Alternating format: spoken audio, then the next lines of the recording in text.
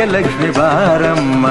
ಕಾಲಲ್ಲಿ ಕಿರುಗೆಜ್ಜೆ ಘಲು ಘಲು ಎಂದಾಗ, ಕಾಲಲ್ಲಿ ಕಿರುಗೆಜ್ಜೆ ಘಲು ಘಲು ಎಂದಾಗ, ಮನೆಯಲ್ಲಿ 100 ವೀಣೆ ನಾದವೊಮ್ಮೆ ಚಿಮ್ಮಲಿ.